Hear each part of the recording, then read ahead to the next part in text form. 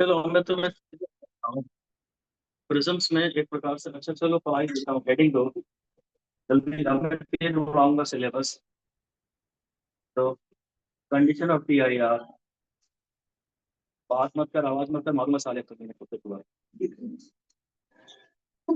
Condition of T I are ये normally incident है। साली क्लास रिकॉर्ड हो गई है यार, तो दूंगा ही नहीं। Condition of T I are normally incident है।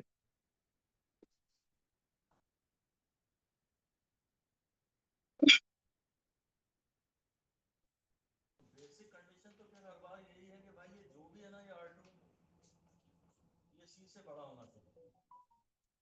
यहाँ पे इसका मतलब A should be greater than C, A should be greater than और equal to C. T I R के होने के लिए आर टू को सी से बड़ा होना चाहिए। तो एक्चुअली मैं अगर चाहूँ तो दोनों तरह ही बोल सकता हूँ, साइन ए ग्रेटर देन और equal to sine C, sine A greater than और equal to 1 by mu, mu greater than और equal to 1 by sine A. ऐसा mu min is equal to 1 by sine A. ऐसा वैसा कुछ तो भी लिख लीजिए, आगे की क्लासेस में समझते रहेंगे। नाम के लिए आज सिलेबस बता दें।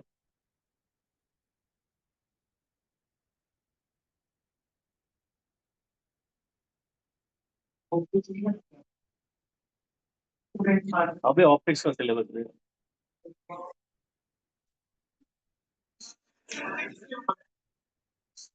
तुम लोग तंग करोगे, मैं कुछ नहीं कर। क्या सीधा हाथ में टीचर मिल गया तो बस कुछ भी है ना। दरवाजे लगा साले। भाई अगर टी आई होना है तो आर टू सी से बड़ा होना चाहिए ना। जो भी आर टू है वो सी से बड़ा होना चाहिए। सब लिख लिया।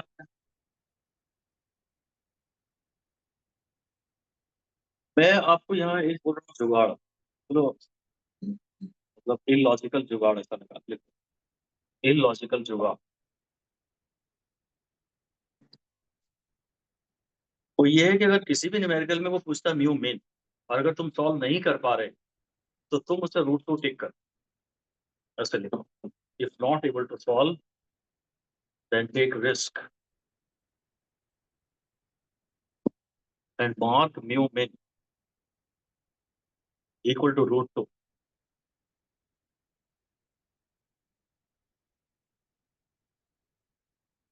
सॉल्व कर पा रहे हो, लॉजिक से सॉल्व कर पा रहे हो तो अच्छी बात है।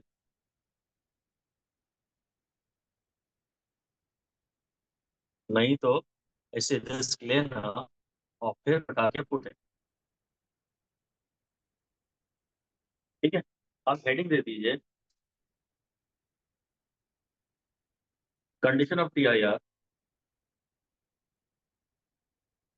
Condition of T I are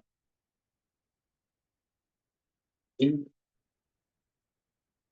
grazing incidents.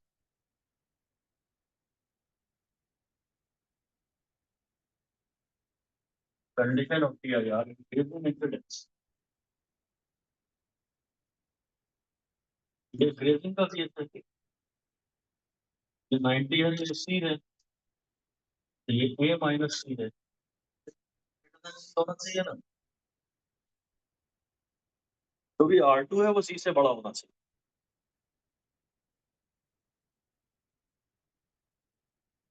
तो A should be greater than, इससे आ जाएगा तो A by two is greater than equal to sine थी, A by two greater than equal to 1 by mu. नहीं, दो तरफ साइन। मैंने क्या लिख दिया हमने? इसलिए हो गया, सॉरी। दोनों तरफ साइन यूज कर। Sine A by two is greater than equal to sine C, sine A by two is greater than equal to 1 by mu. Cross multiply करना ऐसा।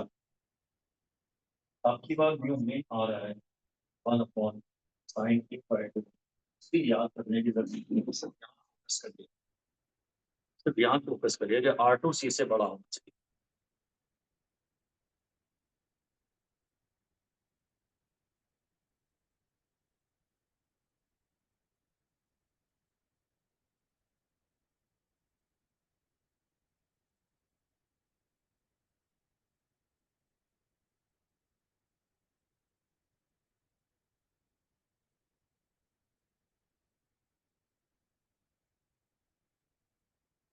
और इससे मुझे समझ में आ रहा है कि भाई अगर इस तरह में टीआई तो इससे छोटे वाले में तो टीआई और आसानी से हो जाएगा। हमने देखा है छोटे एंगल्स में टीआई जल्दी होता है। ऐसा लिख दीजिए कि this also represent the condition for TIR in any incident. This also represents the condition for TIR in any incident.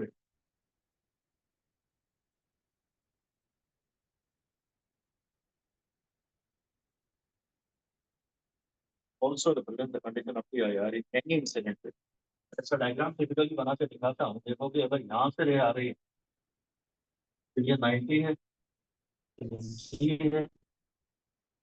अगर ये C होगा तो ये ऐसे चली जाए बाउंड्री पे।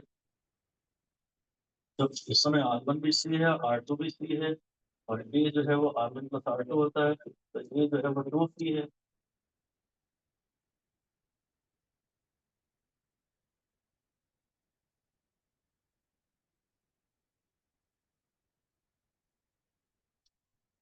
अगर A 2C है या उससे ज्यादा है तो किसी भी रे में TIR ही होगा, कोई भी रे आ जाए।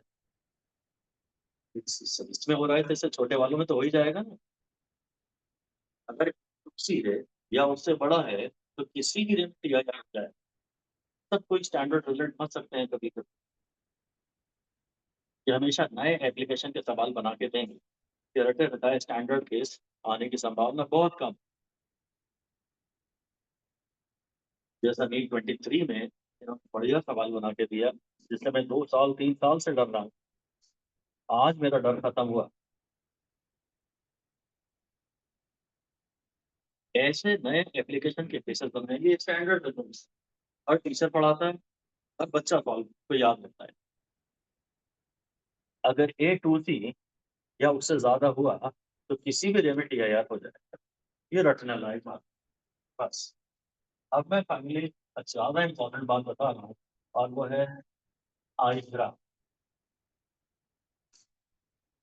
काफी इंटरेस्टिंग है, काफी इंपॉर्टेंट है, 12th बोर्ड के प्रैक्टिकल्स के लिए इंपॉर्टेंट है।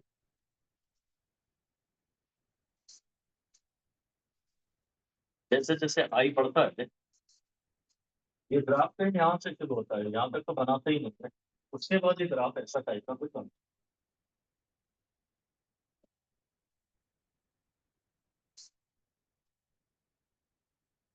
इस यहाँ तो TIR होता है ना छोटे एंगलों के लिए, इसलिए मैं वो लाइन बार बार बना रहा था। यहाँ पहली बार तो जरे बाहर निकलना शुरू करती है, तो ऐसे लिख देते हैं del first decreases, del first decreases becomes minimum, del first decreases becomes minimum and then again starts increasing.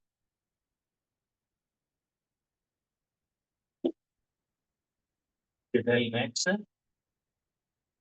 और ये डेल में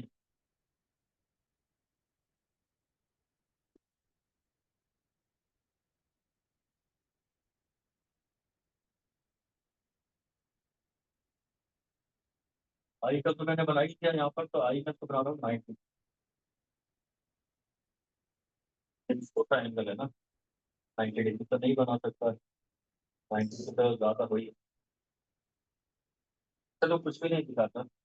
अगर मैं रटा रटा यहाँ बता, इसका ये 60 डिग्री होता है और इसका ये 1.5 होता है, तो ये एंगल 27.9 डिग्री होता है और ये एंगल 90 डिग्री होता है। कभी अगली क्लास में इसे समझा दूंगा। हाँ, मैं मेन वही बात दिखाऊंगा कि तुम्हें लिखना है तो इसको 12th बोर्ड के लिए याद करना है तो कर लो। कि अगर ये एक्सपेरिमेंट में तो ये ग्राफ 20 जब आई इतना है तो अब डेल डेल मैच होता है।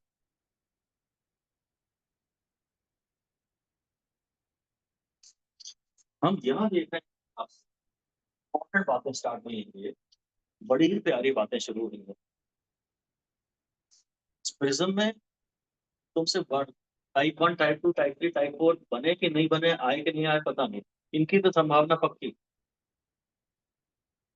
रे नॉर्मली आ रही है कि नॉर्मली जा रही है प्रिज्म में, ये ग्रेजिंग आ रही है कि ग्रेजिंग जा रही है, कंडीशन ऑफ DIR क्या है, वो सब बने कि नहीं बने पता नहीं, ये आएगा भी और बनेगा। भाई सुनो, सेम वैल्यू आई नंबर 1 डाल के लिख दो। ऑब्जर्वेशन हमारी ये है, same value of del, same value of del is obtained for two possible values of I.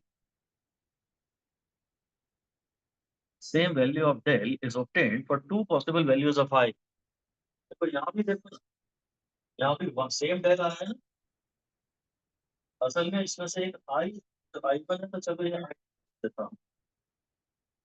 Same आ रहा है ना 2 बार, सेम डेल आ रहा है 2 बार, ये ऑब्जर्व करना है। लिख दीजिए अभी, इन वन एक्सपेरिमेंटल सेटअप, एक बार एक्सपेरिमेंटल सेटअप में I1 सी, देन आई,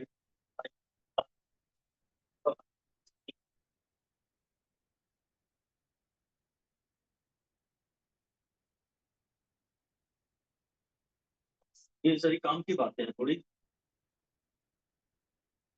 मतलब अगर डिफरेंस का तुमने सेम डेल लिया है ना, ये कह रहा 3 बार तुम इसको लौटा देना तो ये आई बन जाएगा, तो फिर ये ही बन जाएगा। रिवर्सिबिलिटी का लॉ है वो तो। अगर यहाँ से तो यहाँ से निकल गई, यहाँ से जाएगी तो अपने सारे पाथ को रिट्रेस करेगी। अगर यहाँ से आगे तो इसका नाम ई हो जाएगा। चलिए, I and E can be interchange for same del. Same del के लिए I and E can be interchange.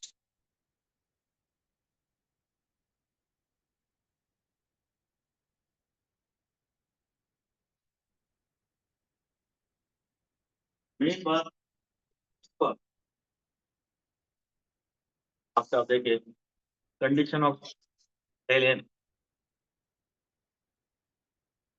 खाली जब हम डेल एन बोलते हैं तो हमारा मतलब डेल मीन सही होता है, इसका मतलब होता है डेल मीन। मैक्स तो कोई नहीं पूछता, कोई पूछेगा तो अलग से कह देगा डेल मैक्स बता, या तो डेल मिन बोलेगा या डेल एम बोलेगा। डेल एम का मतलब डेल मिन। तो डेल मिन यहाँ पे क्या हो रहा है वो मुझे देख रहा है कि I1 शुरू I2, चलिए तो डेल मिन के केस में I1 शुरू I2, यानी आप अलग से लिखना शुरू करते हैं कि आई शुरू ई,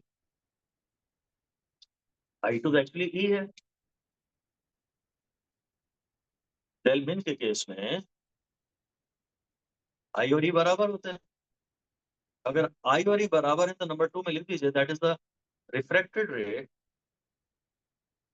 नहीं that is the incident ray and emergent रे, incident ray and the emergent ray are parallel।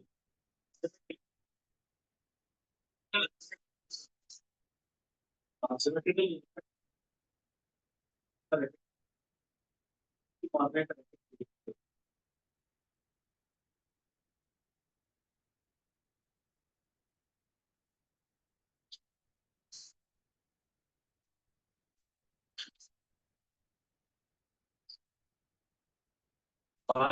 ये देखो, असल में अपना पूरी सिमेट्री होती है, सिमेट्री आई और ई बराबर होते हैं। अब अगर आई और ई बराबर होते हैं, अगली लाइन में लिख दीजिए R1 is equal to R2। अगर अगर हवा के अंदर के एंगल बराबर है हवा के, तो दोनों कांच के एंगल भी बराबर होंगे ना, R1 is equal to R2। Mu same है और एक एंगल सेम है, न्यू सेम है, एंगल सेम ही होगा। ये होता है साइन आई का साइन आर व्यू सेम है और आई सेम है, तो फिर आर भी सेम होगा ना, R1 शुड R2। और इसलिए मैं ये कहना चाहता हूँ कि ये जो रिफ्लेक्टेड, यही बात लिख दीजिए। तीसरा अगला point, reflected rays parallel to the base of prism, refracted ray is parallel to the base of prism।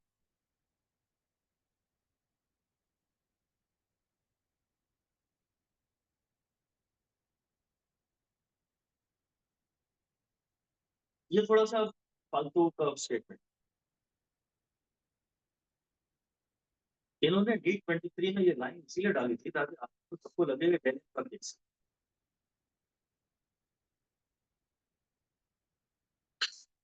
है। Refracted rays parallel to the base of prism ये हमेशा सही नहीं, ये सब तभी सही है जब ये पूरा आइसोसेलेस प्राइम ब्रैकेट में लिख दीजिए। This is true only for, this is true only for equilateral या isosceles oblique equilateral prism. Isosceles oblique equilateral prism मतलब अगर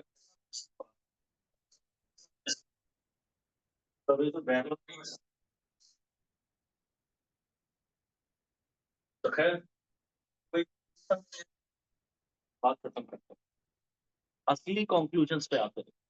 असली कंक्लूजन्स पे आते हैं। ए वैसे तो R1 प्लस R2 होता है, तो यहाँ पर ए हो जाएगा R प्लस R, तो ए हो जाएगा 2R, तो R हो जाएगा 7। पर कब? Only position of del M. अगर ये 60 डिग्री है तो R 30 डिग्री है, ये सिर्फ डेल एम की पोजीशन में केस है। इतना सा भी क्वेश्चन डायरेक्टली आया हुआ है 2013 के मेंस में, इतना सा प्रश्न आया है इन the position of del M, ये इतना है तो आर कितना है, बस खत्म, इतना ही सवाल। पर खौफ इतना था कि जब मुझे स्टूडेंट ने फोन पे बताया तो मैं थोड़ा कांप रहा था, हिल रहा था, नहीं उसे गैदर कर पा रहा था। It took me some seconds before I realize that it's simple case.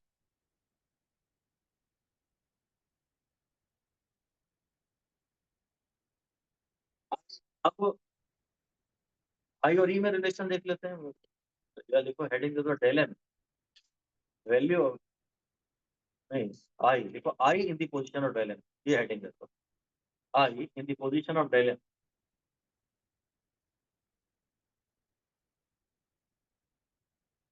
वैसे तो आई प्लस सी तो ए प्लस डेल होता है। अब I plus I equal to A plus del M, तो I equal to A plus del M, I equal to A plus del M by 2।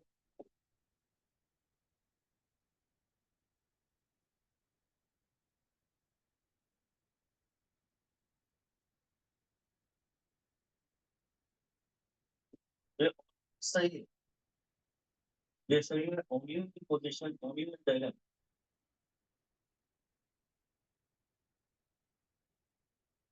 ये हमेशा सही है, ये ज्यादा साथ निभाए, ये कभी कभी साथ निभाए, और मजबूरी में दुर्भाग्य की पड़ जाती है, क्योंकि इसका रेडीमेड फॉर्मूला पढ़ाया जाता है, इसके फॉर्मूले को स्टैंडर्ड का दर्जा दिया, ये ज्यादा यूज होता है, तो ये हमारे अंदर थोड़ा ठीक हो जाता है। कोई के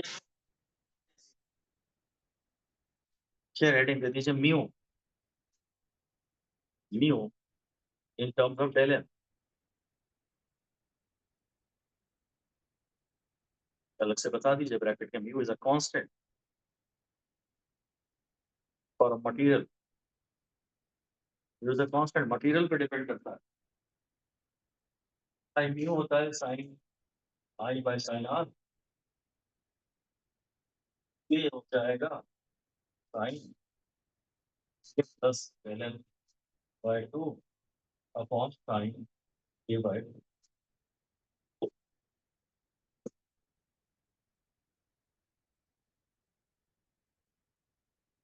ये 5 स्टार वाला फॉर्मूला है और यही हमारा दुर्भाग्य है कि हम इसे 5 स्टार दे रहे हैं, देना भी पड़ेंगे।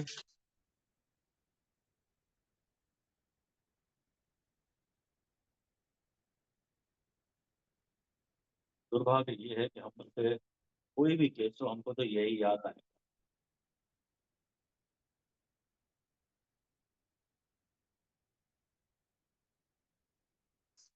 फिर इसका ध्यान रखना कि ये कैंसिल नहीं, ये ऐसा भी नहीं है A plus del M by two, ऐसा भी नहीं। ये पूरा ब्रैकेट, पूरा ब्रैकेट के अंदर हम घुस नहीं सकते, साइन के बाद ब्रैकेट के अंदर घुस नहीं सकते, इसलिए ये तो पूरा एक थीटा है ना। ये फॉर्मूला काफी यूज होता है वार्निंग में, आपको यही लिखना है, वार्निंग लिख दीजिए। एक तो यही नंबर 1 डाल दीजिए warning, check whether it is del और डेल एम। सवाल में डेल दिया है कि डेल एम दिया है, या क्या मांगा है, डेल है कि डेल एम। और दूसरी बात है कि check whether del M is asked, del M is asked और आर इज आस्क्ड और I is asked in the position of del M. Del M is asked और आर इज आस्क्ड और I is asked in the position of del M. हम लोग programmed हैं कि जैसे ही हमें सवाल में ये पढ़ा जाएगा in the position of del M, तो हमें ये बस जो निकलता होगा निकाल। शायद 2013 में वो जो मेंस का क्वेश्चन आया था जिसमें ये कहा गया था कि डेल एम की पोजीशन में आर निकालो, उसका भी शायद बड़ा महत्व रहा होगा पेपर सेटर के दिमाग में, क्योंकि डेल एम की पोजीशन अगर पढ़ा तो फिर ये याद नहीं रहता क्या निकालो, क्योंकि इस फॉर्मूले से तो तुम्हारा शायद डेल एम ही निकल के आएगा अगर तुम इसे सही सॉल्व करने की हिम्मत रखते हो। तुम नॉर्मली जैसे ही हम दे देंगे इन the position of del M, आप बस पूरा ब्लैंक हो जाओगे और आपको वहां बॉदर करना पड़ेगा पहले कि निकालना क्या है भाई, ये भी तो एक बार चेक कर लें। In the position of del M के बाद हम छलांग लगा देते हैं, रुके। In the position of the del M ठीक है, निकालना क्या है ये तो बताओ, आर निकालना है कि आई निकालना है कि डेल एम निकालना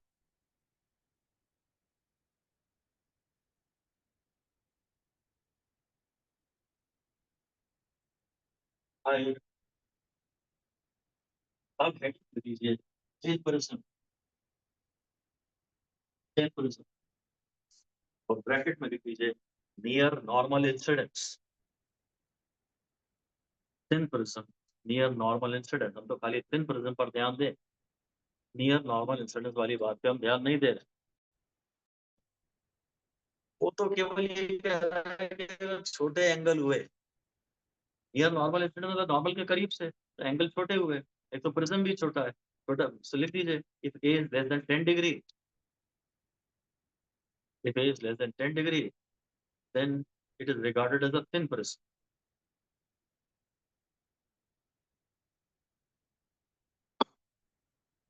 अगर ये 10 डिग्री से कम है तो इसे थिन प्रिज्म कहते हैं। उस केस में खैर फाइनली मैं आपको डायरेक्ट बता रहा हूँ कि sine I by sine R की जगह आई बाय आर हो जाता है, तो बस ये ऐसा हो जाएगा mu is equal to A plus L M by two upon A by, अब जरूर ये टू टू कैंसिल हो जाएंगे और म्यू हो जाएगा ए प्लस एल एम अपॉन ए, और इसको सॉल्व करके एल एम का फॉर्मूला आ जाएगा म्यू माइनस वन इंटू फिर पास।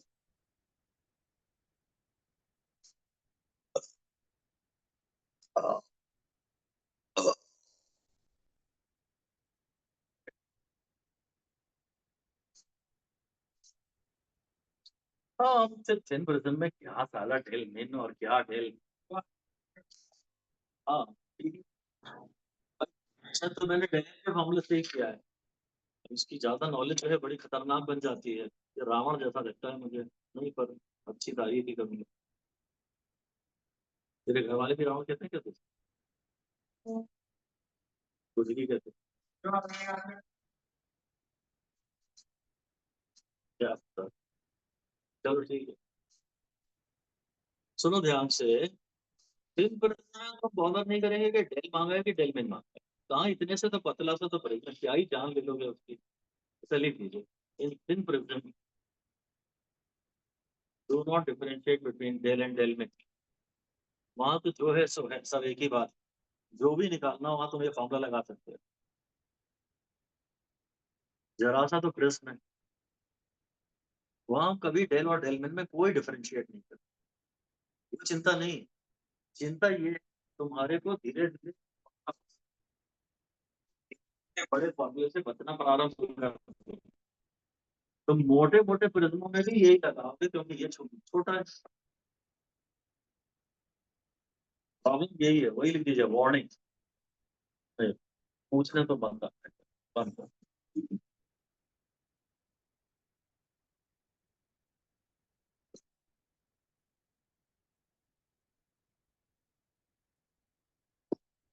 सबका मोमेंटम खराब हो जाता है ना। सेम इन्विजिलेटर का हाल होता है। का क्या करूँ, वो तो आएगा ही, ऑब्जर्वर भी आएगा।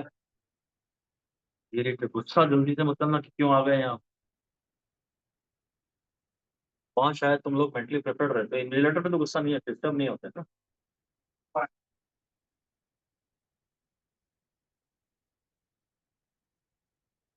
बेचारा बड़े ऐसे तो कोई रेयर इंसान होगा यार जितना अच्छा जो कह रहा है सबका सिलेक्शन हो जाएगा।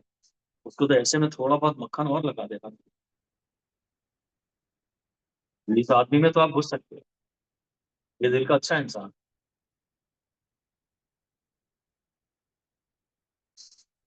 इतना तो जरूर बोलो, बहुत अच्छे से स्माइल करो, thank you sir, you are so encouraging sir. उसमें इरिटेट मत हो जाओ, वो अच्छी अपॉर्चुनिटी है। इन्विजिलेटर को पटाओ अगर हो सके तो, बहुत ज्यादा इंपॉर्टेंट है वो। तुम्हें हल्का सा और कुछ ना भी हो स्पीच तो तुम्हें फील रहेगा कि मेरा इससे थोड़ा कनेक्ट है। कहीं ना कहीं आप रिलैक्स रहे। एक बार स्माइल कर दे आपके ऊपर, आपको कहीं ना कहीं लगेगा कि इससे मेरा थोड़ा कनेक्शन है, शायद ये थोड़ा मेरा सपोर्ट करेगा, फिर दोबारा कोई बात ना, जरूरत ही ना पड़े आपको बात करने की। But you will have some advantage. उसको तो ये ध्यान रखना, जब भी जाओ हॉल में पहले ही उसे ढूंढ के विश करो, कोई ना कौन है वे इन्विजिलेटर।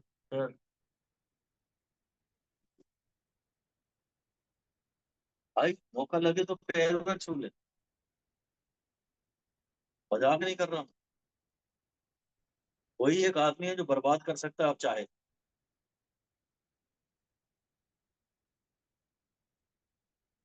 तो वार्निंग में यही लिखना है कि do not start, do not fall in love with the thin prism formula. इससे क्या, साला वो होता है ए 60 डिग्री है, फिर जब ये प्रिज्म तो कम से कम नहीं लगाएंगे।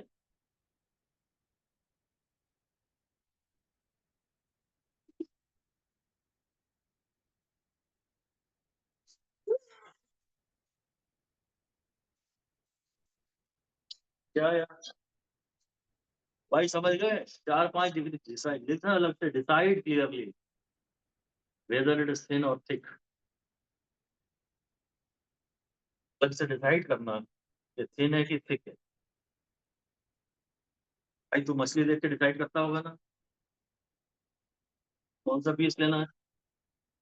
वैसे 4 डिग्री का प्रश्न है तो कोई टेंशन। अगर कहता है ए निकालो तो फिर ऑप्शन देख। अगर 30 डिग्री 60 डिग्री वाले ऑप्शन भी है, मतलब अब ये अननोन है तो हमें नहीं पता कि थिन है कि थिक है। ठीक है, if A is unknown then glance at the options. अगर ए अननोन है तो ऑप्शंस पे ग्लांस करना।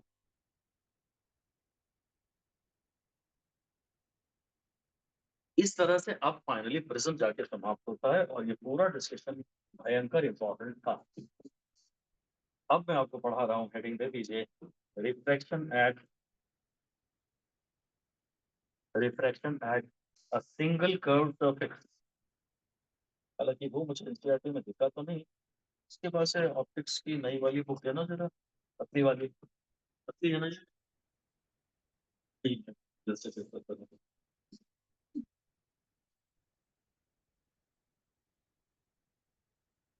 Refraction at single curve surface, हाँ दिया है। Refraction at single curve surface, हाँ एट स्फीयर, ब्रैकेट में स्फेरिकल सरफेस दिया है भाई उसका। ये तो बड़ी मुसीबत हो गई। रिफ्रैक्शन तो हमको आते ही नहीं भैया, रीजन नहीं करा, कभी नहीं कराएंगे। अब पहले कुछ भी कहा, तो फीस नहीं आई थी, अभी आ गई। Refraction at single spherical surface, इसका डेरिवेशन की तो चिंता नहीं है मुझे, मुझे तो इसकी न्यूमेरिकल्स की चिंता है। ये साले 12 बोर्ड में आते हैं साथ, नीट में तो छोड़ो। अगर सिंगल कर्व सरफेस है लेकिन ये टफ जाता है थोड़ा, शायद शायद थोड़ा सा टफ जाता है। यहाँ कहीं ऑब्जेक्ट होता है और मे भी यहाँ कहीं इमेज बनती है, बस ऐसा ध्यान से बना लो। ये म्यू 1 है या म्यू 2 है, और mu 2 by minus mu 1 by 2, इसको तो mu 2 minus mu 1 by R, बस ये एक 5 स्टार वाला कॉम्प्लीमेंट। सिर्फ इसी के न्यूमेरिकल्स अगर आपसे बन जाए तो मजा आ जाए, मुझे डेरिवेशन से कोई लेना देना नहीं।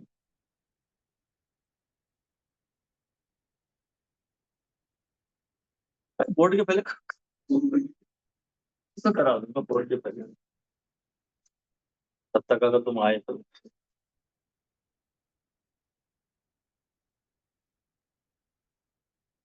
ये फॉर्मूला बहुत डेंजरस है, इट इज वेरी वेरी, ज्यादा भी हाइट ना बनाओ, बोले इस पे लेंथी न्यूमेरिकल बनते हैं। और फिर वही है प्रॉब्लम, साइन कन्वेंशन के बाद के कारण जब 2-3 बार गलत हो जाता है, तो उसके बाद ये फॉर्म नोशन, ये फॉर्म ओपिनियन कि नहीं यार ये तो तुमसे नहीं बन सकता, या गंदा है। वही फिर से U is object distance, B is image distance, ये यहाँ से नापते हैं pole of the curve surface, ये है P, P is the pole of the curve surface, R is radius of curvature of the curve surface. ज्यादा terms involve है ना इसमें, कई बार ये आसान नहीं बन जाता। 12 मोड में से काफी आ रहे हैं, जेई में से सवाल काफी, R is the radius of curvature of the curve, वो सब मैं बता रहा हूँ। सारे साइनों का रूल भाई, बस ये लिख दीजिए आप कि put all signs, put all signs except that of the unknown, put all signs except that of the unknown, इन तीनों में से यू बी और आर में से इन्हीं के साइन डालने हैं, यू बी और आर, तो इन्हीं में से 2 साइन डालने हैं, इसी में हम लोगों को गुस्सा आने लगा। तो कन्वेंशन तो आज भी वही है कि कोर्स इस तरफ काफी की सारी दुनिया नेगेटिव है और इस काफी की सारी दुनिया पॉजिटिव, इस समय तो ये इसका सेंटर यही कहीं लाया करता होगा इसी तरह, बस इस समय तो इसका और पॉजिटिव है। Sign convention remains the same, उस बारे में मैं दोबारा कुछ भी नहीं कहूंगा। इस तरफ जो भी आएगा डिस्टेंस तो पोल से ही नापोगे, इधर जो भी आएगा वो नेगेटिव आएगा, उधर जो भी आएगा वो पॉजिटिव है, ठीक है। इंपॉर्टेंट प्रॉब्लम ये भी है कि इसमें म्यू 1 क्या है और म्यू 2, ये थोड़ा सा किताब पढ़ के या टीचर के पढ़ाने से थोड़ी प्रॉब्लम भी हो जाती है, ये भी दिक्कत की बात है। ऐसा वो ये कहती है किताबें, जैसे एनसीईआरटी की पढ़ूंगा अगर तो यही कुछ मिलेगा कि N1 या म्यू 1 जो भी उसने कहा है, कहता है ये उस मीडियम का आरआई है जिसमें ऑब्जेक्ट है, और कहता है N2 उस मीडियम का आरआई है जिसमें इमेज बन रही है। ये कभी कभी लागू नहीं होता है, ऐसा लिखिए। Mu 1 is the RI of the medium, mu 1 is the RI of the medium in which incident ray travels, is the RI of the medium in which incident ray travels, and mu 2 is the RI of the medium, mu 2 is the RI of the medium in which refracted ray travels, in which refracted ray travels, बस इस पे भी म्यू1 म्यू2 पे भी ध्यान देना। हम जब इस पे न्यूमेरिकल करेंगे तभी आपको ये और क्लियर होगा फार्मूला और किसी को पढ़ा रहा है। इसकी किताबें पढ़ोगे तो आप इसमें मैग्निफिकेशन वगैरह भी पढ़ाया जाता है, वो नहीं पढ़ना है। ऐसा चाहो तो आप ब्रैकेट में लिख दो, magnification planes in single curve surface, not in cylinders। Single curve surface के बारे में और कुछ भी मिले सब बोल देना, केवल इसी फॉर्मूले का उपयोग करना और मैं अच्छे से सिखाऊंगा। और चलो वेट भी नहीं करूंगा, तब तक मैं तुमको इसका पहले डेरिवेशन भी इसका कराऊं, क्योंकि निमे ने ये बात बोल दी कि बहुत टफ है। बस बस ये अब मेरे दिल को लग गई। अब मैं अगली बार देखो पहुंच के आऊंगा, फिर देखो I'll make it appear so simple and so smooth। Well अब फाइनली हेडिंग दे दीजिए लेंस।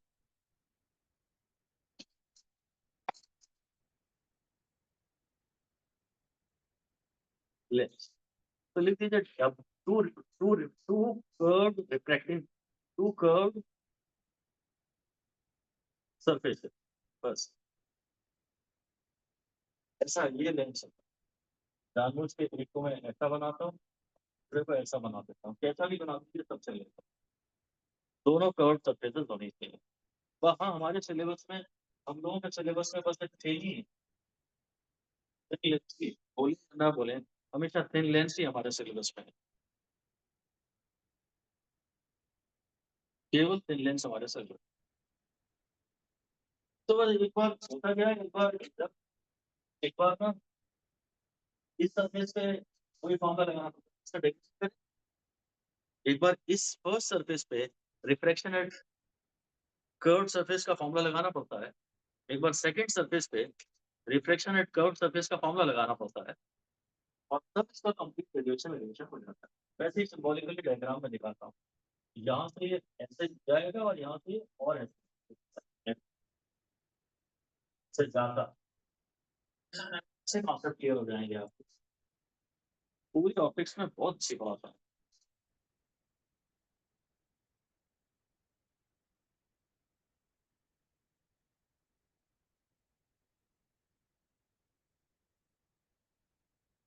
रफ आइडिया ये ना, इसको दोबारा कभी देखना भी नहीं।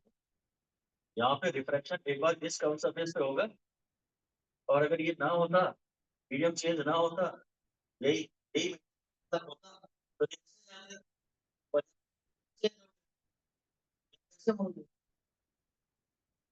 एक बार मैं इस कर्व सरफेस पे रिफ्लेक्शन को पूरा कंट्रोल किया, एक बार इस कर्व सरफेस पे रिफ्लेक्शन को कंट्रोल किया, जरूर मैं इसका डेरिवेशन बनाऊंगा।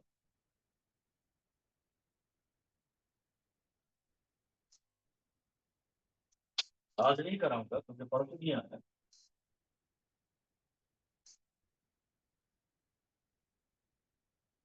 ठीक है, तो पहले तो मैं वो लिखवा देता हूँ, हेडिंग दे दीजिए types of lenses. Types of lenses number one लिख दीजिए convex, that is converge, convex यानी कि कन्वर्ज नंबर वन। उसमें भी क्लासिफिकेशन है, एक है biconvex, biconvex both the surfaces are convex, biconvex यानी both the surfaces are convex। और इसमें लिख दीजिए if R1 is equal to R2, if R1 is equal to R2 it is called equiconvex, if R1 is equal to R2 it is called equiconvex, ये capital R है, equiconvex। ठीक है, number two है इसमें plano convex, ये इसका diagram है, ये इक्विकॉन्वेक्स है, ये प्लेनो कॉन्वेक्स है, और तीसरा है ऐसा कॉनकेवो कॉन्वेक्स, कॉनकेवो कॉन्वेक्स। इसका फर्स्ट नाम है ये, और इसका सरनेम है ये, तो इसके खानदान का, इसके वंश का नाम ये चला, ये कॉन्वेक्स की फैमिली का है। इसका नाम है शर्मा अग्रवाल, नहीं चोपड़ा अग्रवाल। भाई तो खानदान तो यही कहलाएगा ना, concavo convex. It's a it's a type of convex lens. It overall behaves as a positive lens. Convex को हम पॉजिटिव मानते हैं। It overall behaves as a converging lens. ये कन्वर्जिंग लेंस, इसमें एक साइड कॉन्केव है और एक साइड कॉन्वेक्स है, फिर हमें इनके बारे में पढ़ना ही है। इस पर कभी सवाल ज्यादा आते ही नहीं। तो मैं तो ऊपर बस कॉन्वेक्स, इसको डबल कॉन्वेक्स से बोलते हैं। जो पहला था ना बाई कॉन्वेक्स, इसको कहीं जगह खींच के लिख दीजिए डबल कॉन्वेक्स, नहीं तो कॉन्केव में लिखवा देते। अभी नए नए नाम तो पैदा कितने करते चले जाएंगे, हमें क्या करना। अब हेडिंग दे दो, कॉन्केव लेंस। कॉन्केव लेंस, ये है डाइवर्जिंग लेंस। तो पैरेलल रेस को डाइवर्ज कर दे, ये डाइवर्जिंग लेंस। Diverging lens. अच्छा ये कुत्ता मेरे पीछे पड़ा है, मतलब सॉरी, साथ से पूरा है।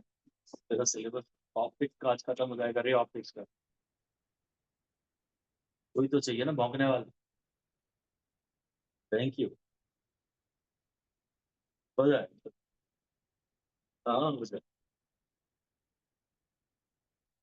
अभी तो एक सेकंड, देखो फुल स्टॉप लगा दिया होगे भाई। इसके बाद हेडिंग दे दीजिए टाइप्स ऑफ कॉनकेव।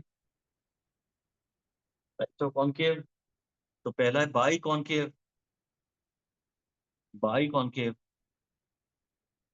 और उसमें लिख दो if R1 is equal to R2, if R1 is equal to R2, it is called equiconcave। equiconcave। फिर नंबर 2 है प्लेनो कॉनकेव। ये प्लेनो कॉनकेव।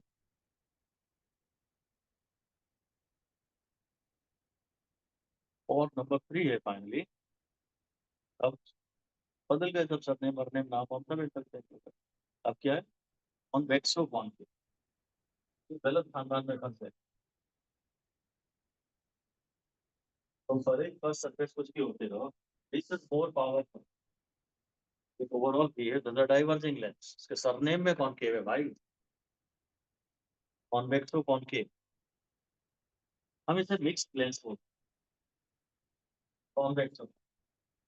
अब इसमें एक आता है, एक तो आता है कोई लेंस फॉर्मूला। तो लेंस फॉर्मूला तो 1/√1/v माइनस 1/u होता है। लेंस में लेस आना है ना, तो पहला माइनस। तो जो लीनियर मैग्निफिकेशन है, अब की बात शायद +v/u है। ये माइनस नहीं, इसके बाद ये प्लस है, फिर इससे भी प्लस आएगी अगर घटना है तो। नहीं तो कोई जरूरत नहीं रखने की, डिवाइड करो। ये चौथा एक एक्सेप्शन है, इसको यही है। अगर ये माइनस है तो बाकी सब प्लस आ, इसमें नहीं। मिरर में भी ये ऐसे, क्या तो हम डिराइव करेंगे। जो याद ना हो बता देना, हम सब डिराइव करके याद करवा देंगे, नहीं तो अलग से भी याद करवा देंगे। अभी खींचेंगे तो है ही स्टेप को। ये तो ओवरव्यू दिखाना है ताकि आप लेस इंपॉर्टेंट चीजों पे ज्यादा टाइम वेस्ट ना कर दें, इसलिए उड़ा रहा हूँ मैं इस चैप्टर को।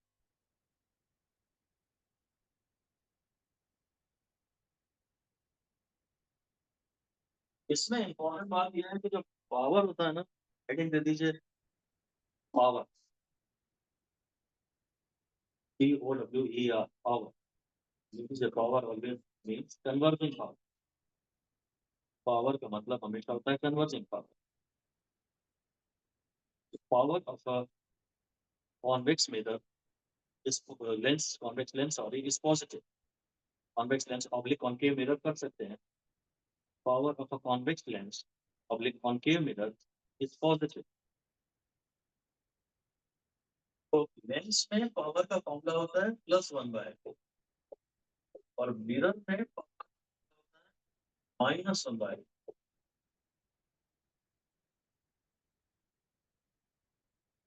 मिरर तो पावर पॉजिटिव आएगा ना। ये बड़ी इसकी बात है ये भी। मुझे इसका याद नहीं रहता साइन। वैसे लेंस में तो हाँ, एक माइनस था तो ऐसा प्लस है। मिरर में वो शुरू में प्लस था तो वैसे भी माइनस आना ही चाहिए था, वो सही एग्री कर रहा है। फिर एक्सेप्शन है लेंस में, की बात सही है कि अगर पहला वाला माइनस आ गया तो बाकी सब प्लस, अगर पहला वाला प्लस आ गया तो बाकी सब माइनस। यहाँ बड़ी इंपॉर्टेंट बात यह है, देख लीजिए 5 स्टार दे दीजिए, F should always be in metres. F को मीटर में लाना पड़ेगा, अगर सेंटीमीटर में दिया है तो सब पावर की यूनिट है डायमीटर।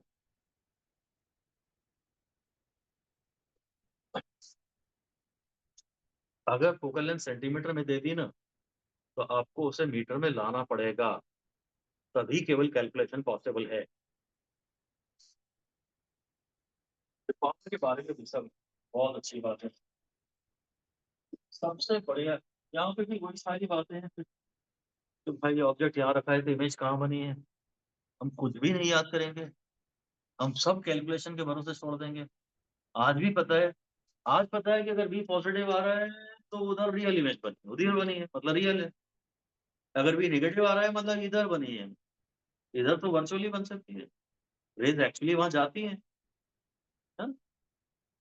बाकी हम कुछ भी याद नहीं, ये तक याद नहीं कर रहे ऑब्जेक्ट टू एफ पे तो इमेज टू एफ पे निकालेंगे। यहाँ भी आई शुड एफ थीटा चल सकता है। वो सारी बातें जो मिरर में पड़ी थी सब यहाँ वैलिड है। मैं सीधे पढ़ा रहा हूँ, असली फॉर्मूला है सिमेट्रिक फॉर्म, ये काफी वेरी वेरी मस्त होती भाई, इसी पे भरे हूँ। ये कहता है वन बाय माइनस वन, तो one by R minus one by are.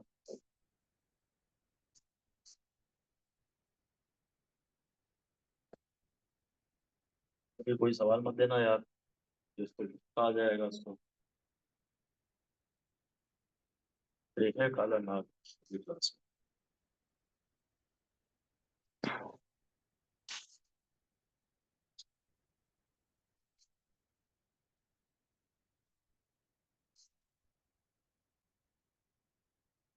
भाई जो आर वन आर टू के तो साइन पे ध्यान देना, तो यहाँ अब आर वन कैसे कहते हैं, आर टू कैसे कहते हैं, बहुत इंपॉर्टेंट है।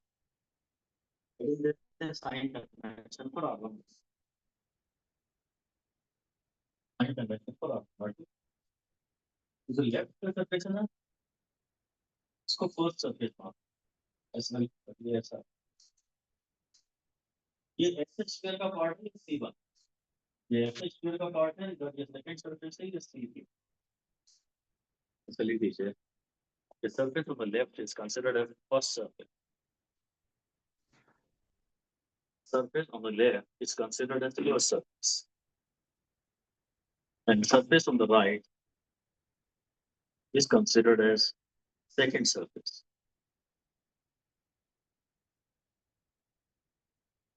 Surface on the right is considered as second surface. ये बड़ी इंपॉर्टेंट, यही बात इंपॉर्टेंट है।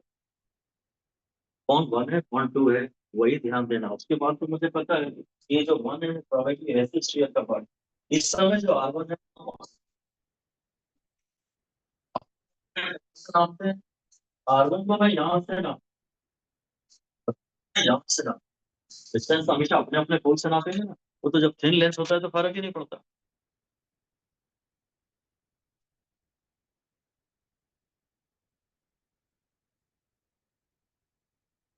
थिक लेंस का तो शायद ही कभी जेई में भी आया नहीं।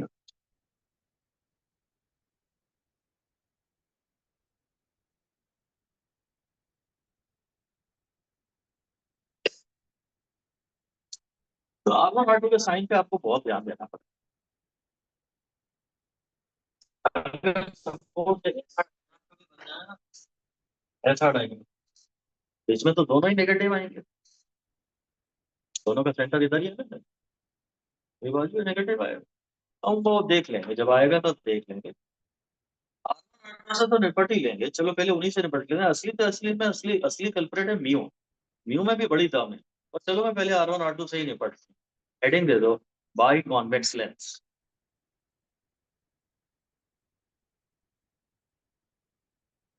By convex lens.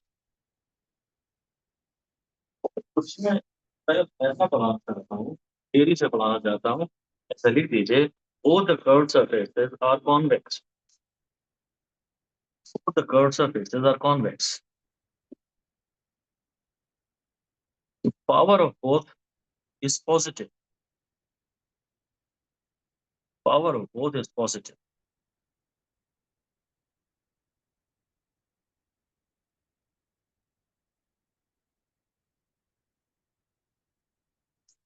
So total power should actually be more. Power should be more. One by तो पावर जो है ना, वन बाय तो फॉर्मूला है, तो म्यू माइनस वन है, इसलिए यहाँ से ये आना चाहिए, क्योंकि ये पावर का फॉर्मूला है। तुम आंसर ज्यादा चाहते हो ना, आंसर ज्यादा तो तभी आएगा तो ये प्लस कन्वेंशन से भी सिखा देता हूँ तुम्हें। तेरा कहना भाई तो सरफेस पॉजिटिव पावर की है ना, ये भी कन्वर्जिंग सरफेस है, ये भी कन्वर्जिंग है, तो आंसर बड़ा आना चाहिए ना। इसके साइन को हम कुछ कर नहीं सकते, ये ऑलरेडी, तभी आंसर बड़ा आएगा। मुझे पता भी है कि भाई ऑलरेडी पार्टी नेगेटिव पार्टी मैं पहले तो बार बार नहीं पढ़ना चाहता, इसलिए मैंने कहा कि भाई अगर कई सरफेसेस सेम सेंस की हैं, दोनों ही कन्वर्जेंस पैदा कर रहे हैं, तो टोटल कन्वर्जेंस ज्यादा पैदा होगा, तो पावर ज्यादा होगा, ब्रैकेट के अंदर प्लस साइन आना चाहिए, वरना साइन कन्वेंशन है, या तो ये थियरी है वरना साइन कन्वेंशन है। आर वन पॉजिटिव है, आर टू नेगेटिव है, one by R one minus one by R two, मैं आर टू को नेगेटिव डाल देना तो अपने आप पॉजिटिव आ जाएगा। 12 बोर्ड में दिखाना हो तो ये सब नाटक करने पड़ेंगे, तो रख दो कि हाँ भाई जब दोनों सरफेसेस सेम होती हैं, जब दोनों या तो कॉन्वेक्स होती हैं या जब दोनों कॉन्केव होती हैं, तो ब्रैकेट के अंदर प्लस साइन ही, ठीक है। हेडिंग लिखो, biconcave lens, biconcave, फिर वही तो यार both the surfaces are concave, both the surfaces are of same nature, बस इतना ही लिखो, both the surfaces are same nature. So total negative power will increase. Total negative power will increase. So the sign inside the bracket should still be plus. Sign inside the bracket should still be plus.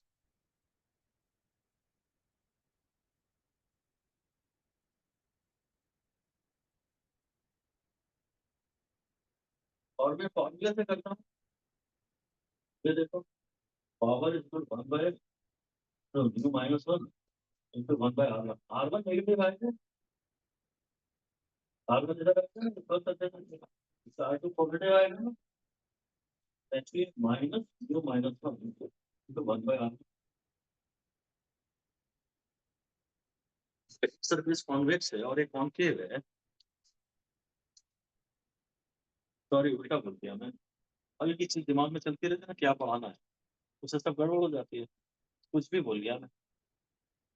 ये थोड़ा बहुत आपके साथ ही होता होगा कभी paper vapour में, आगे की कमेंट्री चलेगी तो यहाँ तो पूरा पूरा सब कॉन्टेक्ट ही छूट गया कि मैं क्या बोल रहा था, मेरे मुंह से निकल गया अगर एक सर्फेस कॉन्वेक्स और एक कॉन्केव है तो इसके बाद पढ़ाना है मुझे। अभी मेरा ये कहना है अगर दोनों कॉन्केव हैं तो दोनों का कॉन्केव पावर ऐड हो रहा है ना, तो ब्रैकेट के अंदर तो प्लस ही साइन है, ब्रैकेट के अंदर का माइनस साइन ये बताता है कि ओवरऑल पावर और ओवरऑल फोकल लेंथ नेगेटिव है, तो लिख दीजिए minus sign outside the bracket, minus sign outside the bracket shows that minus sign outside the bracket shows that the overall power and the overall focal length are negative. Total power negative है, total focal length negative.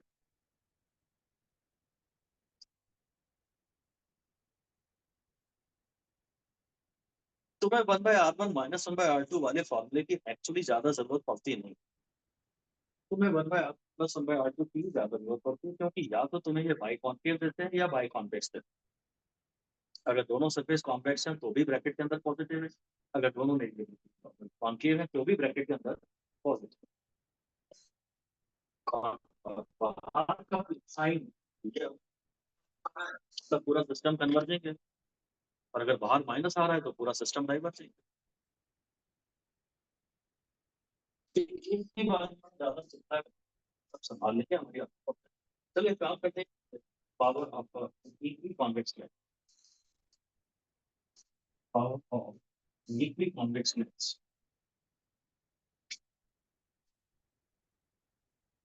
तो mu minus 1 15 आप कैसे पाया, power में mu minus 2 गया, यही बंदा है कि हो गया आर तो म्यू माइनस 2। अजीब तरह से लिख दिया, नए तरह से।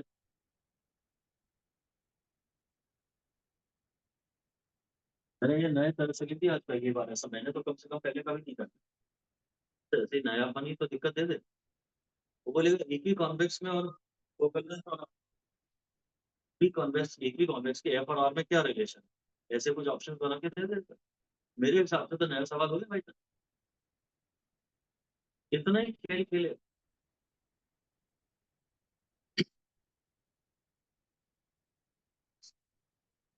बस अगर म्यू भी दे देगा तो मैं कुछ डाल दूंगी।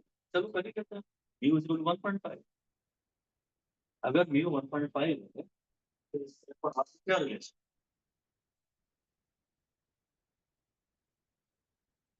Let's go are.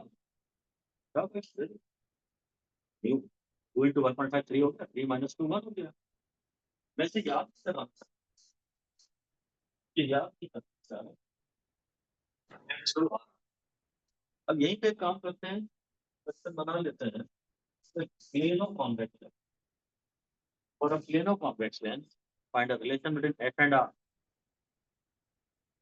For plane of convex lens, find a relation between f and r.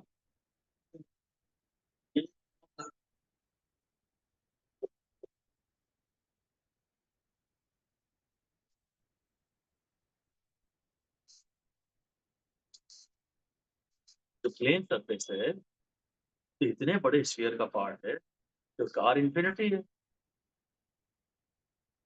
ना। the plane surface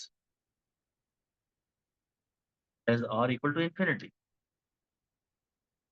अर्थ की सरफेस प्लेन है, वो इतने बड़े स्फीयर का पार्ट है कि हमको प्लेन दिखती है तो स्फीयर एक जगह पे वो प्लेन दिखती है।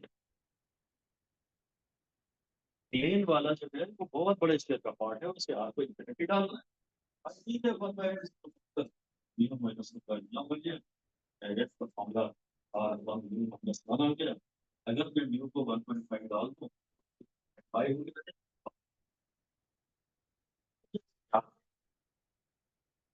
बस मैंने आपको ये पढ़ाया है इसमें एफ इक्वल टू आर आता है, मैंने ये पढ़ाया है इसमें F is equal to two R आता है। बस ये मेरी अब तक की समरी है। एक स्पेशल केस में अगर म्यू 1.5 हो तो हम इसे बहुत स्टैंडर्ड का दर्जा नहीं दे रहे, ऐसे ही ऑब्जर्व कर रहे हैं।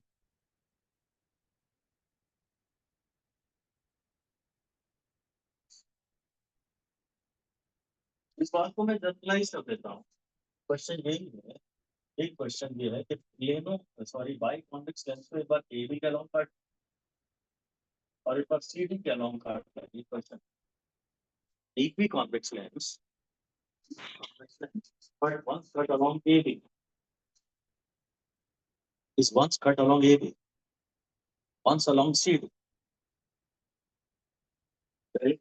के along काटा फिर CD के along काटा। Comment on change in focal length।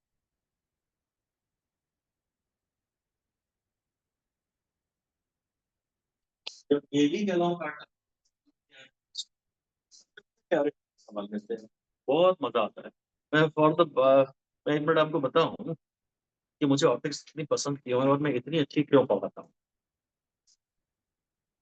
मैं जब 9th में था ना?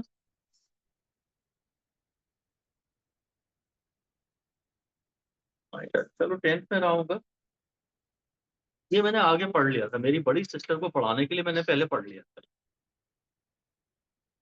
उस समय मेरे सिलेबस में भी नहीं थी ये।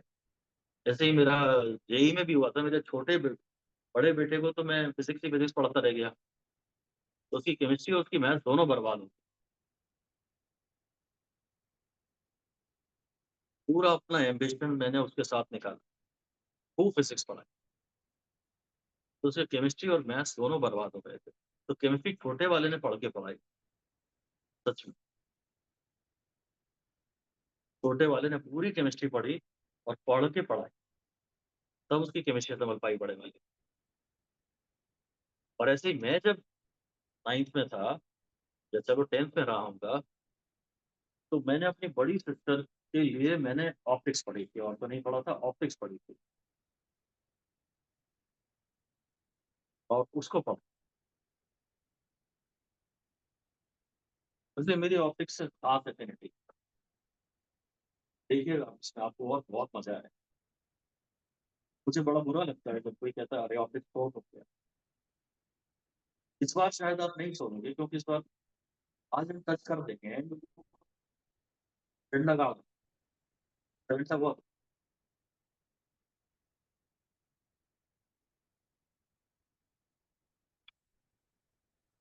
पहली बार है जब ऑप्टिक्स मेरे स्टूडेंट को मजा आएगा शायद। भाई ऐसे अगर काट दिया तो बस, इसके पास तुम्हारे पास तो पहले दो कर्व सरफेस। सुनो ध्यान से। पहले जरूर, यही सर। अब तो एक ही कर्व सरफेस बची ना। सिर्फ कर्व सरफेस पावरफुल होती है, प्लेन सरफेस का कोई पावर नहीं होता। ऐसा लिखो, प्लेन सरफेस है जीरो पावर, प्लेन मिरर है जीरो पावर। प्लेन सरफेस का कोई पावर नहीं होता, प्लेन मिरर का भी कोई पावर नहीं है।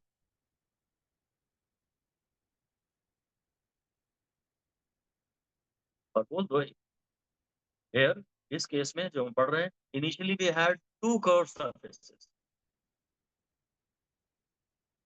Now we have only one curve surface. पहले दो कर्व सरफेसेस थी, अब एक ही कर्व सरफेस है।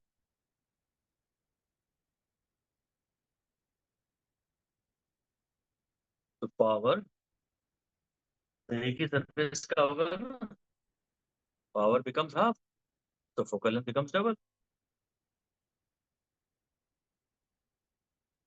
अगर कभी किसी कॉन्वेक्स तो तुमने सरफेस की जगह एक ही कर्व सरफेस बची, पावर आधा हो गया, और पावर आधा हो गया तो फोकल लेंथ डबल हो गई। आप देखिए, एक जगह आपने पहले एफ का फॉर्मूला आर लिखा था, और एक जगह एफ का फॉर्मूला टू आर लिखा। जहाँ पावर कम है वहाँ फोकल लेंथ ज्यादा है। यदि वो सिर्फ वी टू 1.5 के लिए आया था, और ये जनरल हमेशा वैल्यू, अगर वी 1.5 नहीं होगा तो भी ये वैल्यू, बस। और उसके बाद सीडी वाली बात करते हैं। सीडी के अलाउंस जब काटा तो ऐसा आ गया, ऐसा नहीं। अब भाई ना R1 चेंज हुआ, ना R2 चेंज हुआ, ना म्यू चेंज हुआ, केवल अपर्चर चेंज हुआ है। ऐसा लिख दीजिए, R1 R2 म्यू अनचेंज, दोनों ही कर्व सरफेसेस प्रेजेंट है। ना R1 चेंज हुआ है, ना R2 चेंज हुआ है।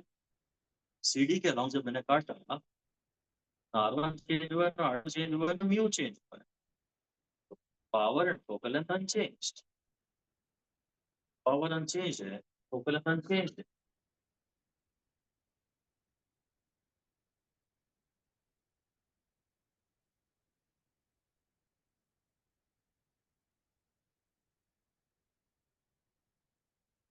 और aperture becomes half of paper, intensity will become half।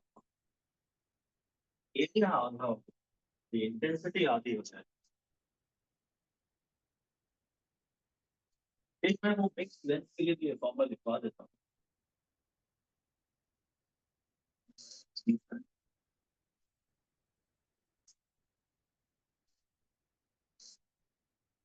शायद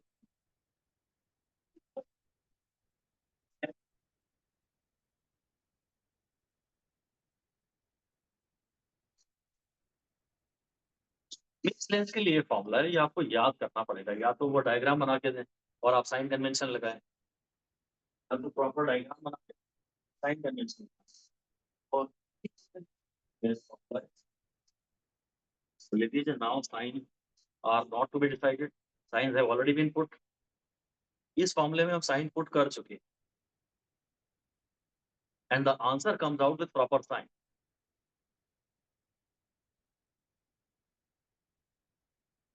answer comes out with proper sign.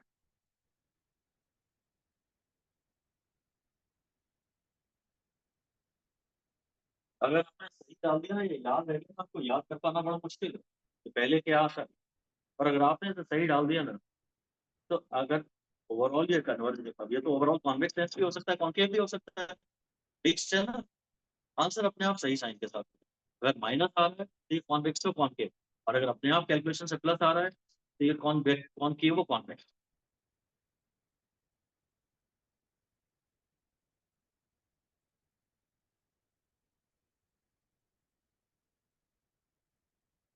ठीक है, ये मिक्स लेंस की भी बात है। असली है मोस्ट इंपॉर्टेंट है, हेडिंग दे दीजिए, effect of mu,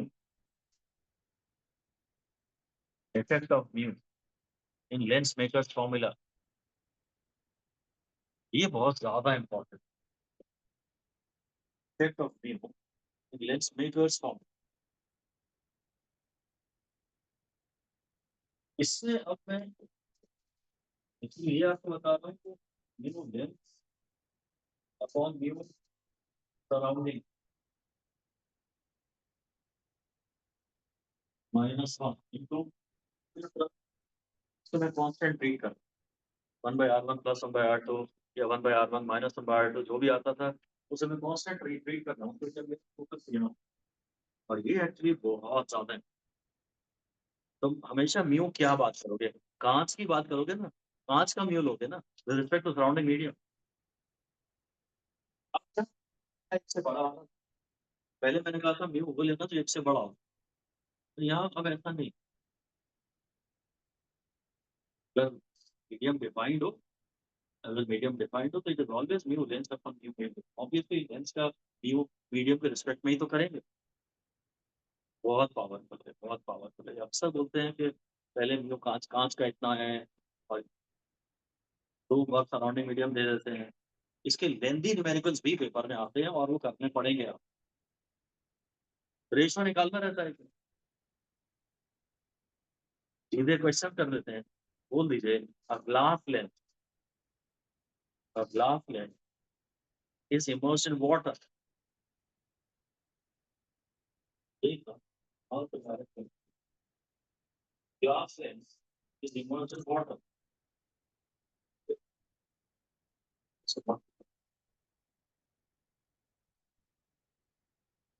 a glass lens is immersed in water. What is the new focal length? Glass lens is immersed in water. What is the new focal length? जब ने air में कहा ये आएगा 3/2 minus ऐसा है, एयर में था ना, और जब ये वाटर में आएगा 3/2 अपॉन 4/3 -1 इंटू, इसको देखिए आपको सॉल्व करना, ये हो जाएगा 3/2 मतलब 1/2 की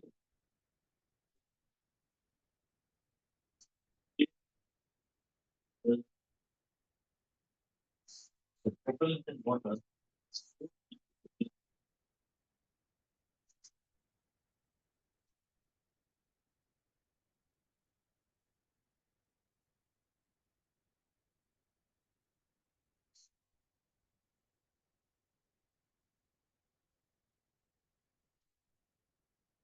focal length in water is 4 times the focal length in air.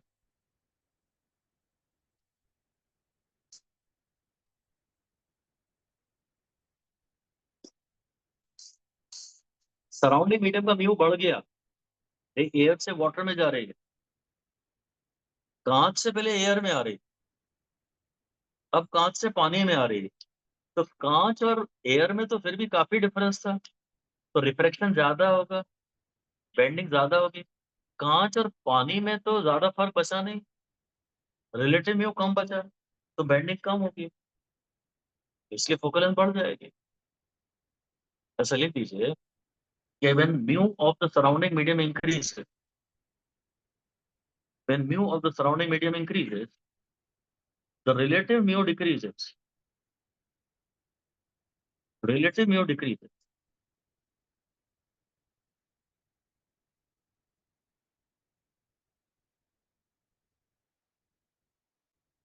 तो बेंडिंग डिक्रीजेस, बेंडिंग डिक्रीजेस। फिर इंपॉर्टेंट बात है, if a prism is immersed in water, अगर कोई कहता है कि प्रिज्म को पानी में डुबो दिया है, it's deviation, deviation will become 1/4, deviation will become 1/4. But if a lens is immersed in water, but if a lens is immersed in water, its deviation will, sorry, its focal length will increase. Focal length will increase.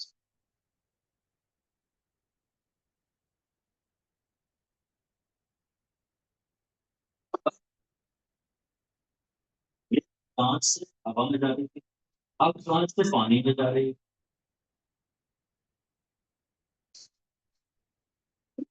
पहले और water में ये air में,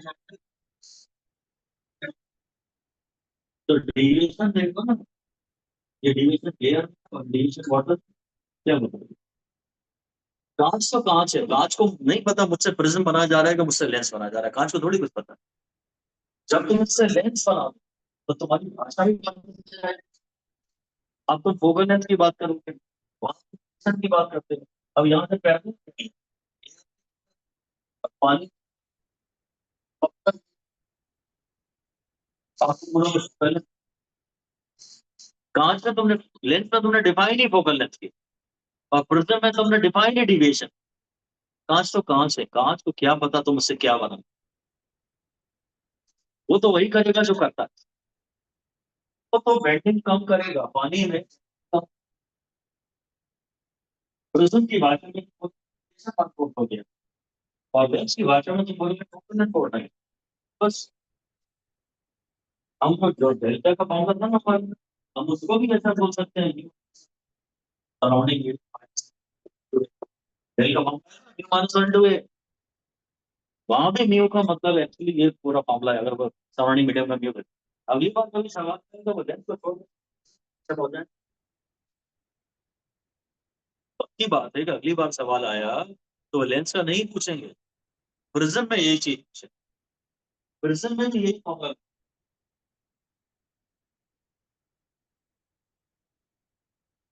del का formula है हर जगह, transparent हुए, और म्यू का मतलब होता है लेंस का mu with respect to surrounding medium.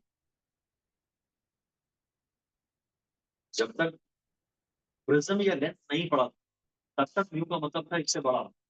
जब दो सर्फेसेस पढ़ ली तो फिर पूरा बताना पड़ता है कि कांच का मीडियम पे रिस्पेक्ट। बस यही कहानी इसमें।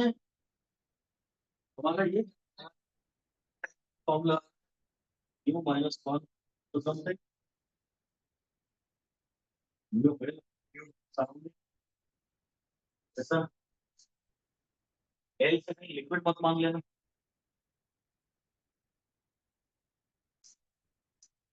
अब पहले केस टू, फिर ये फॉर्मूला लिख लेना, केस टू में लिख, when when mu of surrounding medium is equal to mu of lens, दोनों के म्यू बराबर हो गए, तो ये तो बोलो रिलेटिव म्यू बिकम जीरो। गलत बोल गया मैं, आपने मुझे पकड़ा नहीं।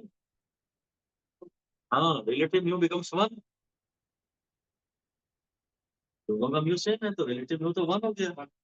तो 1 माइनस 1 0 हो गया, पावर 0 हो गया, फोकल लेंथ इनफाइनाइट हो गई, पावर 0 हो गया। तुमने कांच में कांच को ही तो मिला दिया, अब रिफ्रैक्शन हो गई। ऐसा लिख दीजिए, glass has been immersed in glass, कांच को कांच में मिला दिया, तो no medium change, no medium change, no refraction, no bending.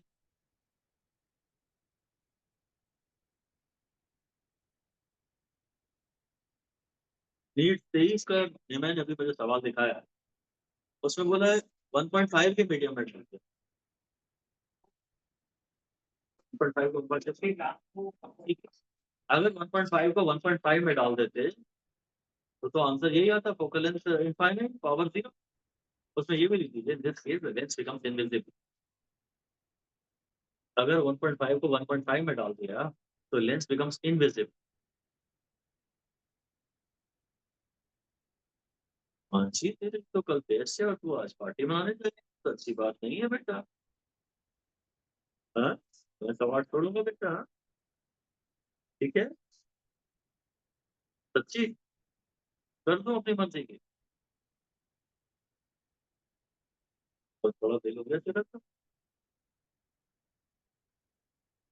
इतनी अच्छी लड़की कब से बन गई। जिद नहीं कर रही तो छोड़ दो 8 बजे।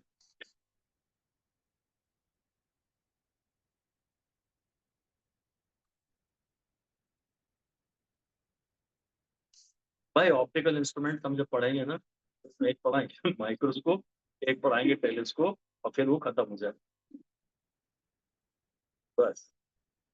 अभी आज हम नहीं पढ़ेंगे, फ्रेश मूड से पढ़ना चाहिए ना। मैं सही बात कर रहा हूँ ना, पढ़ना। अरे ऑप्टिकल इंस्ट्रूमेंट रे ऑप्टिक्स में आते ही कुछ नहीं है, हमने चेंज कर दिया इससे। हाँ, अगर लेंस कांच को कांच में डाल दिया तो काहे का रिफ्लेक्शन यार। अब कांच तो कांच में कांच डाल दोगे तो ढूंढते रह जाओ, कहाँ गया कहाँ गया कहाँ गया, इनविजिबल तो हो ही जाएगा, सही बात है। थर्ड केस लिख लीजिए, when lens is immersed in denser medium,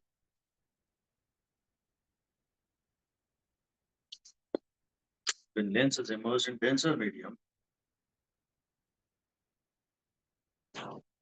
इसमें ये बोलते हैं, जवाब है final, nature of the lens change, nature of the lens. अब तीनों केस इंपॉर्टेंट, तीनों केस बहुत इंपॉर्टेंट है, और उसमें खूब सवाल मैंने लपक लपक के। नेचर ऑफ द लेंस, मतलब अगर ये पहले कॉन्वेक्स लेंस था तो अब ये डाइवर्जिंग बन जाएगा, क्योंकि फोकल लेंथ नेगेटिव आ जाएगा। हाँ, चलिए ठीक है, if initially it's a convex lens, then after calculation,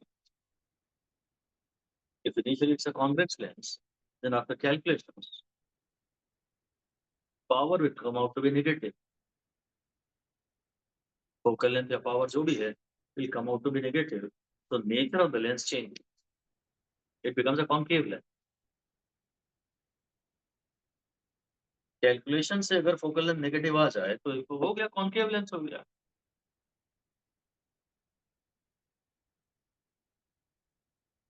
अब तो देख ही लेते हैं, अब 1/f हो जाएगा 1.5 अपॉन 1.6 माइनस 1 बाय आर जो है, ये 23 का सवाल बता रहा है।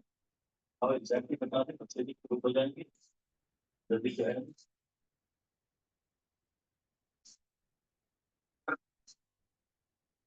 यार वो ऊपर वाला चाह तो किधर आ गया?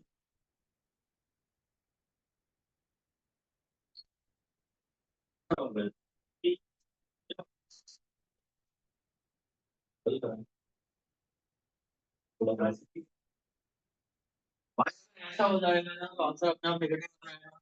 ये देख, अगर सराउंडिंग मीडियम का न्यू ज्यादा होगा तो नेचर विल चेंज, बस ये रट लीजिए। और ये मैं इसकी बता रहा हूँ, समरी बना लीजिए। एयर में, वाटर में एक्स जेड,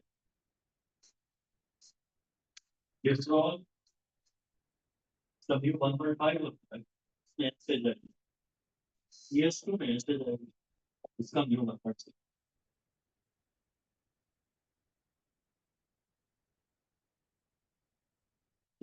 ये सवाल और CS2 याद नहीं करना है, देखने का बाकी कर रहा हूँ मैं, डेटा तो सही है वैसे।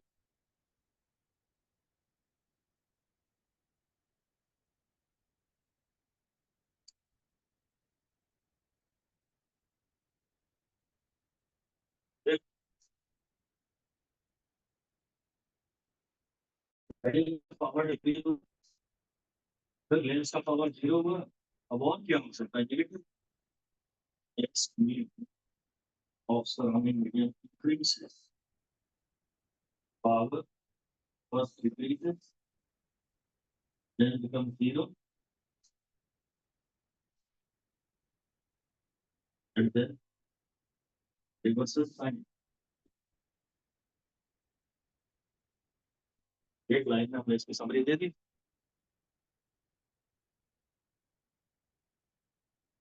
अगर सराउंडिंग मीडियम का व्यू बढ़ाते जाओगे तो पहले पावर कम होगा, फिर पावर 0 होगा, और फिर जो भी था उसका उल्टा हो जाएगा। इस पे बहुत सारे क्वेश्चन आने की संभावना है, बहुत ज्यादा इंपॉर्टेंट है, कुछ ना कुछ करके ये आता ही रहता है। लंबा इसका मैथ्स वाला भी बना देंगे आप उसमें, ये पूरा डिस्कशन भयंकर इंपॉर्टेंट है। फिर हेडिंग है combination of same lenses, contact. कुछ सुअर के बच्चे मिरर के और लेंसेज के भी कॉम्बिनेशन के मेडिकल भी कराते, मतलब मैं कराता था किसी जगह मेडिकल के बच्चों को।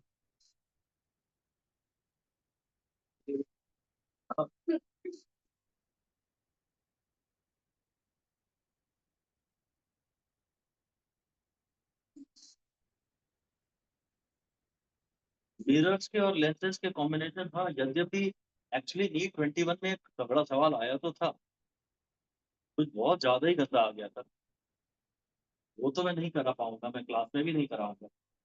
एक लेंस था और आगे चल के प्लेन मिरर लिख दिया था, वो तो मैं नहीं कराऊंगा आपको भी। चलो साथ से कबूल अटक रहा है, इस शर्ट पे करा लेते हैं कि वेडनेसडे को सिलेबस खत्म है, मतलब अच्छा मंडे को करने के बस। मैं तो Wednesday की बात की था, Monday तो आए, तो आज ही उतर है, सौदेबाजी तो ऐसे अगला तो आगे की सोच के करनी पड़ती है। अब मुझे हिमांशी अगर पहले बता देती क्लास के पहले कि आज ऐसा नाटक है, तो मैं वो रिवीजन कराता ही नहीं, सीधे आगे बढ़ जाता। इतना लंबा रिवीजन करा दिया मैंने, मैं खुद ही थक गया था। नया टॉपिक पढ़ा रहा हूँ तो मेरे को भी मजा आ रहा है, पढ़ाते पढ़ाते मैं थक रहा था। अरे अब बोल रहे हो तो ठीक है यार भाई।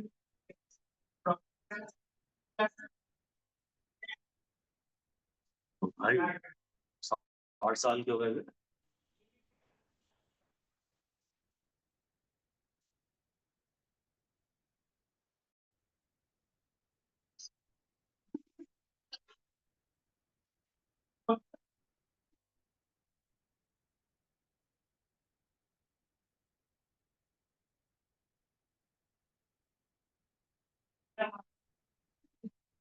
भाई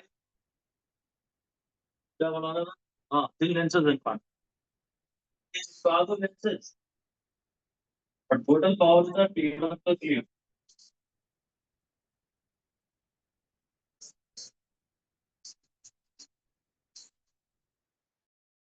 Thin lenses, अगला हेडिंग ये है, thin lenses and air separated by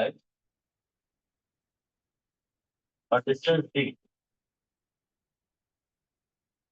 अब ये एनसीईआरटी में दिया नहीं, और इस पे भी नीट 21 में न्यूमेरिकल है, ये फॉर्मूला एनसीईआरटी में दिया नहीं। तीन लेंसेज हैं, एयर में है और उनके बीच में डिस्टेंस डी।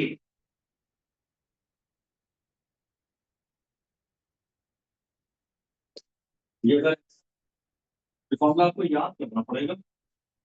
अंदर माइनस टी अपॉन वन, ये थोड़ा याद करना पड़ेगा यार, पता नहीं क्यों दिया उन्होंने। कोई गारंटी नहीं है, मतलब कुल मिला के कहानी ये है कि एनसीईआरटी के थोड़ा थोड़ा बियॉन्ड, जब मर्जी आती है चले जाते हैं। कोई गारंटीज नहीं है, एक अगर कर सकते हैं तो थोड़ा सेफ चलना ही चाहिए। जिनके टारगेट बड़े हैं, जिनका बड़ा एम है, और जो चाहते हैं कि बस सिलेक्शन हो जाएगा हमारा तो सरकारी, तो इवन कोई भी सरकारी चलेगा अगर आपको, तो फिर सब डेफिनेटली नहीं करना चाहिए, क्योंकि इनके आने के चांसेस बहुत कम।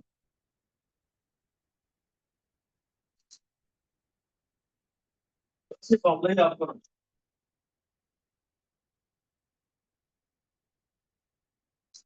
इसका पूरा बढ़िया सवाल कराऊंगा नी 21 वाला, जब मैं आपको टेलीस्कोप पढ़ाऊंगा। गैलीलियन टेलीस्कोप में आएगा वो। अभी एक छोटी सी बात और पढ़ा देता हूँ बस। सर को डिनर करने जाना है ना, अपने ही घर पे इनवाइटेड हुआ है। मैं आपको पढ़ा रहा हूँ बढ़िया चीज, interesting. Silvering one side of a lens.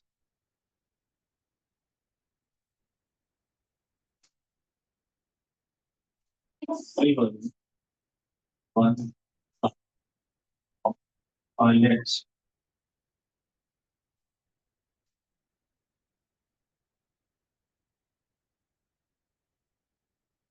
अच्छा, इंटरेस्टिंग।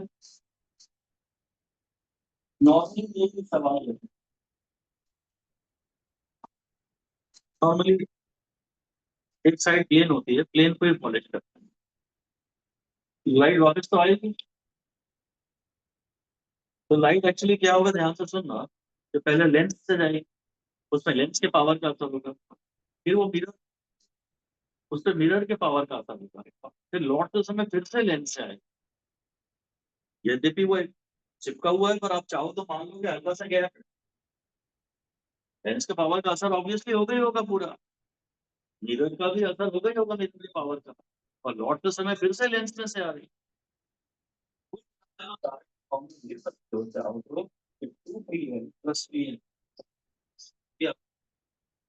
लॉजिक तो क्लियर। अगर एक साइड को पॉलिश कर दें तो जाते समय लेंस का असर, फिर मिरर का असर, फिर लौटते समय फिर से लेंस का असर। और अगर लिख लीजिए the plane side is polish, if the plane side is polished then pm is zero, अगर प्लेन साइड को पॉलिश करते हैं तो पीएम जीरो।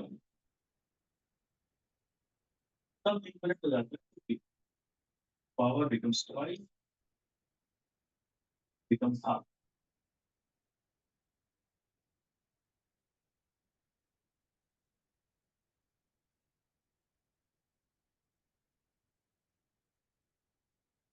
अगर एक साइड को पॉलिश करते हैं नॉर्मली, यही साइड को पॉलिश करते हैं,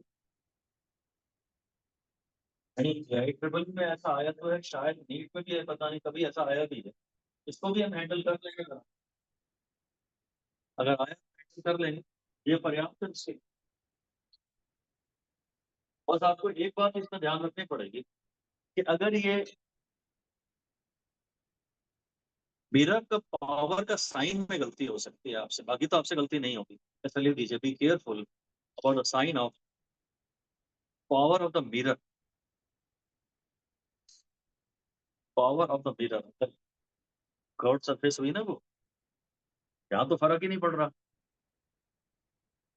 फिर ये ध्यान रखना पड़ेगा कि अगर अब ये कॉन्केव मिरर बन गया है, तो ये कन्वर्जिंग मिरर है, इसका पावर पॉजिटिव, ऐसा लिख दीजिए, if it becomes a concave mirror, if it becomes a concave mirror, वो आप देख के पहचान जाओगे, then it's a converging mirror, the converging mirror, then its power will have to be taken as positive.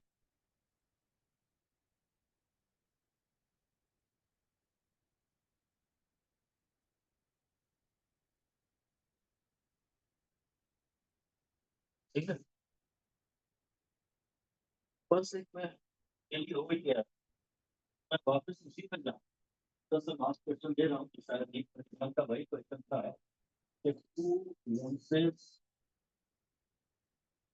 of F1 and F2 are separated, दोनों convex ही हैं। आज से इतनी बराबर बाकी मैं देख तो नहीं पढ़ने में क्या था, तो convex lenses are two are separated in air।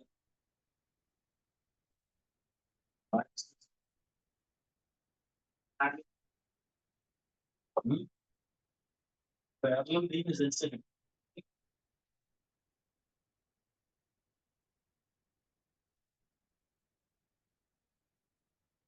Emergent beam is also parallel। यही था ये बस।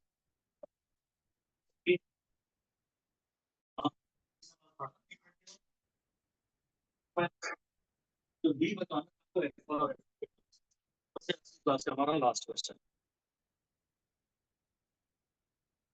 दो लेंस हैं और F2 के, they are separated in air by distance d। Parallel beam is incident और इमर्जेंट बीम भी पैरेलल। ये देखिए आने वाले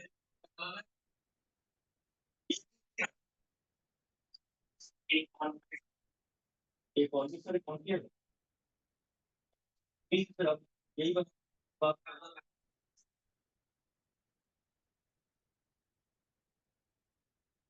दिमाग की सलाह सब बता दूंगा मैं अपनी क्लास में पूरा समझा दूंगा, डायग्राम से ये समझा दिया। ये एप्पल हो गया, इफेक्ट आएंगे तो फोकस से मिल लेंगे, फोकस चाहिए। हाँ वो तो सकता था, पर हम इस फॉर्मूला से ही कर रहे हैं। ये कॉन्स्टेंट वाले थ्योरी तो मार्क बेकार, हमको थ्योरी वाले लोग पसंद ही नहीं है। 1/f1 + 1/f2 minus v/f1 f2, इसमें फोकल लेंथ को वो इन्फिनिटी ले रहा है, तो 1/f1 + 1/f2 is equal to v/f1 f2। f1 + f2 upon f1 f2 equal to v/f1 f2। ये कैंसिल हो गया और v आ गया f1 + f2।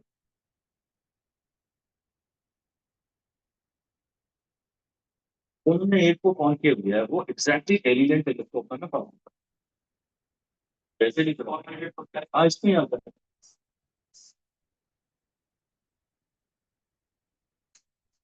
ये मैथमेटिक्स से भैया, और मुझे केवल मैथमेटिक्स पसंद है, वो कभी कभी क्लिक करता है, कभी कभी नहीं करता। That is very satisfying. Theory से हो जाए ना तो बड़ा सेटिस्फेक्शन आता है, तो थ्योरी से होगा कि नहीं होगा उसकी कोई गारंटी नहीं, इससे तो हो ही जाए।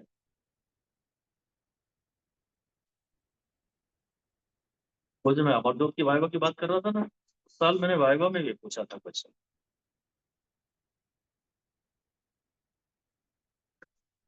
हाँ वो एग्जैक्टली वही आया था नीट 21 में, एक्चुअली यही आया।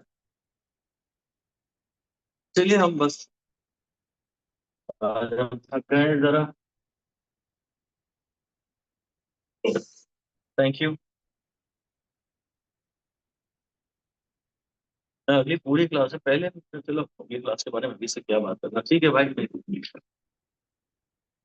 पर हाँ सैटरडे को वो है 11 से 2, संडे से। हाँ सर मंडे को पेपर भी तो डिस्कस होगा, पेपर आसान है, टाइम नहीं खाएगा। अरे कुछ नहीं, आप तुम जाओ यहाँ से। किसकी बातें सुन रहे हो? क्यों? कुछ की अकल कहाँ है?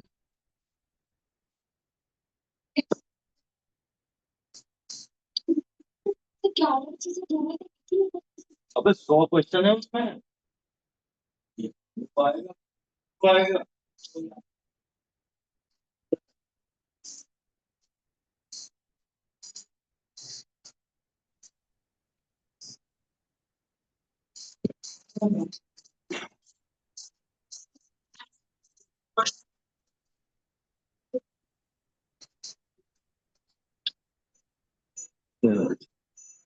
ये नमस्कार।